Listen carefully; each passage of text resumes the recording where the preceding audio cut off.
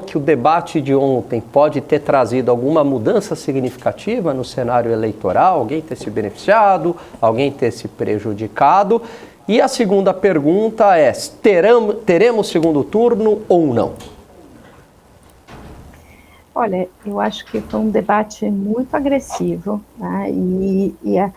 Esse último debate, diferente de outros debates, o primeiro, o segundo, a gente teve 3 aí debates, os 2 primeiros, eles serem agressivos e serem mais contundentes, os candidatos estarem numa confrontação direta, reforçaria ali as suas posições junto aos seus públicos, né? E a estratégia eu quero garantir que o meu eleitor, que está disposto a votar em mim, de fato perceba a diferença entre a minha posição e a de outros candidatos. Neste último, o que se esperava? Que houvesse uma mudança de posicionamento dos candidatos, e aí todos eles, para discutir propostas. Por quê? Porque eles estão no foco nessa última semana em relação aos indecisos, que a gente tem um número muito grande de pessoas já definidas, né? Tem aí, as pesquisas mostram entre 80% e 85% a variação entre cada uma delas, de pessoas que já dizem assim, já estou definida, já sei com quem eu quero, quem eu vou votar no dia 2. Mas aquele contingente que está indeciso, que tem um candidato, mas não tem certeza se é o candidato mais adequado, então esse último debate serve para mudar essa posição e conseguir chegar nesse eleitor indeciso, que não é o seu eleitor, o seu primeiro eleitor, né? Aquele que já está disponível para você. Então, o que aconteceu? Quando você tem embates diretos, como a gente viu ontem, os eleitores indecisos tendem a ser mais críticos, e por isso que eles são indecisos, porque eles estão olhando, estão avaliando todas as opções, e aí eles podem não ter, nenhum dos candidatos, ter conseguido romper essa barreira de conseguir fazer transferência de voto ou conseguir convencer os indecisos que ele é de fato o melhor candidato para o dia 2. Então acho que assim, foi uma perda de oportunidade, especialmente para o Lula e para o Bolsonaro, em discutir propostas que pudessem de fato convencer esse eleitor indeciso. A eleição como um todo tem sido este tom, então se a gente olhar a eleição, a gente vai falar, não foi diferente de outros momentos, mas neste particularmente deveria ter sido os candidatos terem usado mais estrategicamente a sua posição no debate. É um debate que, apesar de começar muito tarde,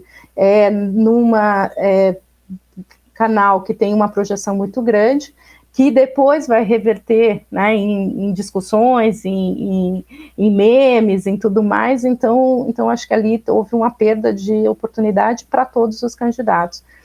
Se a gente olhar em termos de desempenho pessoal, a meu ver, a Tebet novamente conseguiu se colocar, conseguiu se contrapor tanto ao Bolsonaro quanto ao Lula. O Lula foi mais firme do que no primeiro debate, então acho que ele também conseguiu se posicionar, se perdeu e caiu aí na armadilha da colocada com o padre, o padre que é padre, mas não é padre, que está lá para ser uma espécie de auxiliar do Bolsonaro, e eu acho que o Bolsonaro conseguiu fazer uma posição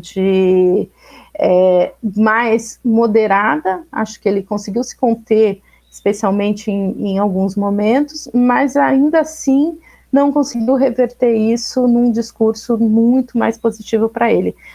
E o Ciro sentiu durante o debate um pouco mais apagado do que nos demais que ele participou. Então, acho que no balanço geral, cada um vai sair com a sensação de que foi bem, de que conseguiu se colocar.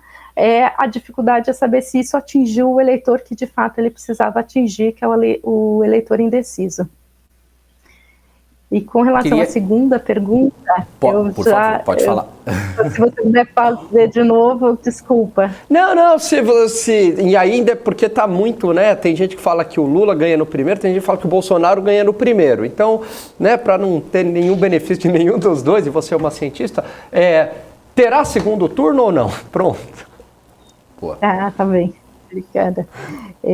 Olha, acho que a gente aqui tem que olhar, ninguém vai saber dizer isso, porque eu acho que o eleitor está ainda muito indeciso, né? A gente tem aí uma eleição que é muito competitiva, o Lula, de fato, tem aí uma chance possível de conseguir ser eleito no primeiro turno, mas existem alguns fatores que devem ser considerados. Nível de abstenção, né? São duas candidaturas com muita rejeição, então isso é um quadro que torna o nível de envolvimento do eleitor e de fato se engajar nesse processo final e ir votar pode ter um impacto, e a gente sabe que a abstenção tradicionalmente tem aumentado no Brasil.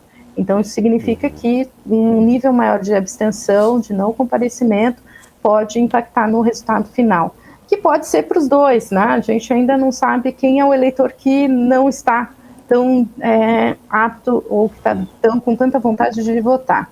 O que a gente sabe, olhando os dados, é que o eleitor tradicional que se abstém é um eleitor de baixa renda e com baixa escolaridade. Então, este eleitor tende a ser com um peso maior para a candidatura do Lula. Então,